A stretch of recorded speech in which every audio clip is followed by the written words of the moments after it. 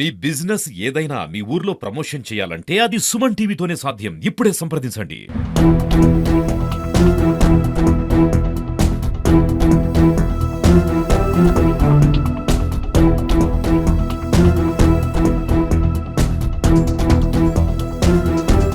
Welcome to Suman TV. నేను మీ చందు యాదవ్. ఉత్తరాంధ్ర ప్రజల ఆరాధ్య దైవం అంటే ఆంధ్ర రాష్ట్రానికే వన్నీ తెచ్చినటువంటి పుణ్యక్షేత్రం ఏదైనా ఉంది అంటే అది ఒకటి తిరుపతి. తిరుపతి తర్వాత సింహాచలం, అత్యంత పురాతన దేవాలయంలో సింహాచలం.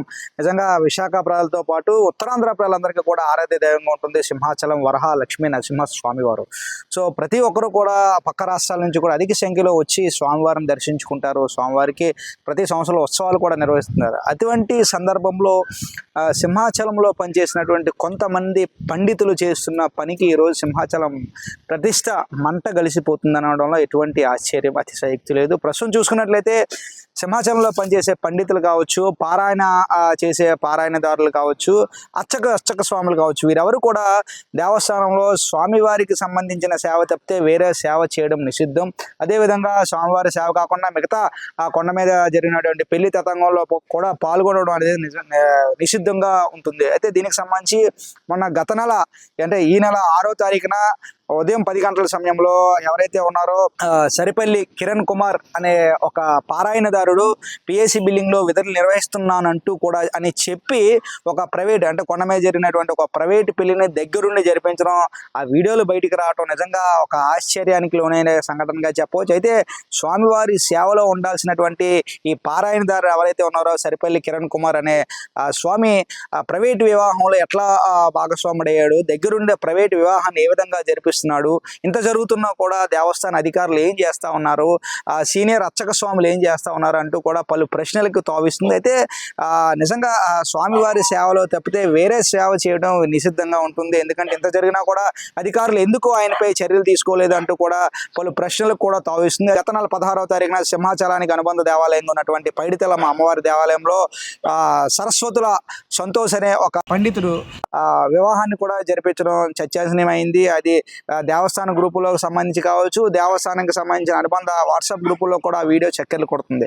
సో ఇంత జరుగుతున్నా కూడా స్వామివారి సేవకే పరిమితం కావాల్సిన ఇటువంటి అర్చక స్వాములు, పండితులు, పారాయణదారులు ఎందుకు ప్రైవేట్ వివాహాలకి దగ్గరుండి జరిపిస్తున్నారు, ఈ తతంగం వెనక ఎవరున్నారు, ఎంత జరుగుతున్నా కూడా అధికారుల దృష్టికి ఎందుకు వెళ్ళలేదు, వెళ్తే అధికారులు ఎందుకు చర్యలు తీసుకోవట్లేదు అంటూ కూడా పలు ప్రశ్నలకు అయితే తావిస్తుంది. ఎందుకంటే దేవస్థాన ఎండోమెంట్ సిబ్బంది అంతా కూడా ఎండోమెంట్లో వీళ్ళందరికీ కూడా శాలరీస్ వస్తాయి, టైం టు టైం శాలరీస్ పడతాయి.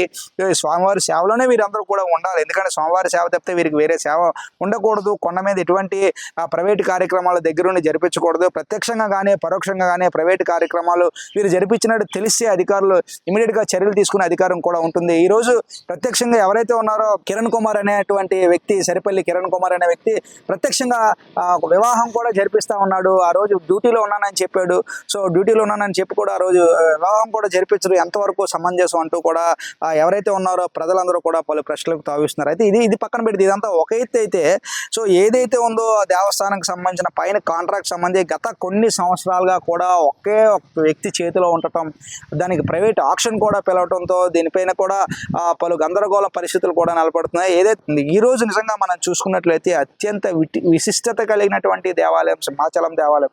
అటువంటి దేవాలయంలో పండితులు కానీ పారాయణదారులు కానీ ఈ విధంగా ప్రైవేట్ కార్యక్రమాలు ఎందుకు చేస్తూ ఉన్నారు? మీకు టైం టు టైం జీతం వస్తుంది, దేవస్థాన అధికారులు జీతం ఇస్తున్నారు, మీకు స్వామి సేవ చేయమని చెప్తే మీరు స్వామి సేవ మానేసి ప్రైవేట్ వ్యక్తుల సేవలు ఎందుకు చేస్తున్నారు? ఇంత జరుగుతున్నా కూడా అధికారులు కంటికి కనిపించలేదా? ఈవో గారి కంటికి ఈ విషయాలన్నీ వెళ్ళలేదా? లేకపోతే తెలిసి కూడా ఆయన చర్యలు తీసుకోకుండా వెనకడుగు వేస్తున్నారా? లేకపోతే ఎవరైతే ఈవో ఉన్నారో దేవస్థాన అధికారులు కావచ్చు, వీరిని చర్యలు తీసుకోకుండా ఎవరైతే స్థానిక ఎమ్మెల్యే ఆపుతున్నాడా, స్థానిక ఎమ్మెల్యే హస్తం ఉందా అంటూ కూడా పలు ప్రశ్నలు అయితే లేవనెత్తుతున్నాయి. ఈరోజు ఇప్పటికైనా ఇటువంటి ఘటనలపై అధికారులు చర్యలు తీసుకొని ఎవరైతే ఉన్నారో ఆ సరస్వతులు సంతోష్ కావచ్చు, సరిపల్లి కిరణ్ కుమార్ కావచ్చు, వీరిపై చర్యలు తీసుకుంటే మిగతా వ్యక్తులు ఎవరైతే ఉన్నారో మిగతా పండితులు కావచ్చు, పారాయణదారులు కావచ్చు, ఇటువంటి చర్యలు చేపట్టకుండా ఆపవచ్చు. లేపొద్దున ఎవరికైనా ఇటువంటి థాట్ వచ్చినా కూడా అయ్యో లేదు సస్పెండ్ అయిపోతాం, అధికారులు కోపానికి గురవుతాం అంటూ కూడా వారి భయపడే అవకాశాలు కూడా ఉంటాయి. ఎందుకంటే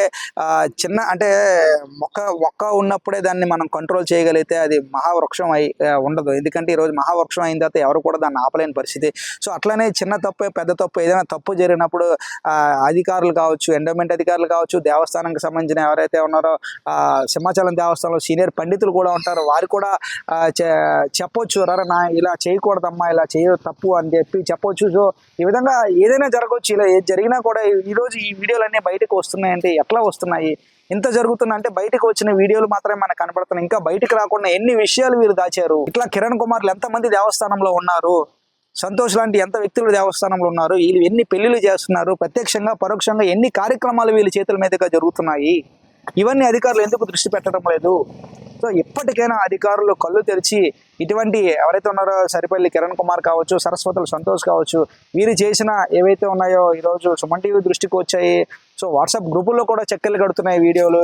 వీటిపైన సమగ్ర విచారణ జరిపి చర్యలు తీసుకుంటే రేపు పొద్దున వేరే ఒకరు ఇటువంటి కార్యక్రమాలకు పాల్పడకుండా ఉంటారని అందరితో పాటు మనం కూడా కోరుకుందాం. ఏదేమైనప్పటికీ కూడా సింహాచలం యొక్క ఖ్యాతిని ఇట్లా చిన్నగా చూడటం అనేది కూడా సమంజసం కాదు. ఇప్పటికైనా సింహాచలంకి ఒక విశిష్టమైన ఖ్యాతి ఉంది. నరసింహస్వామి అంటే ఉత్తరాంధ్ర పిల్ల కావచ్చు, పక్క రాష్ట్రమైన ఒరిస్సా నుంచి కూడా అధిక సంఖ్యలో భక్తులు వచ్చి స్వామివారిని దర్శించుకుంటారు, స్వామి సేవ చేసుకుంటూ తరిస్తూ ఉంటారు. అటువంటి భక్తులు మనోభావాలు దెబ్బతీయకుండా ఎప్పటికైనా దేవస్థాన అధికారులు చర్యలు తీసుకుంటారని అందరితో పాటు మనం కూడా కోరుకుందాం. చూస్తూనే ఉండండి Suman TV. Video journalist Rajeshwar Chandu, Suman TV, Visakhapatnam.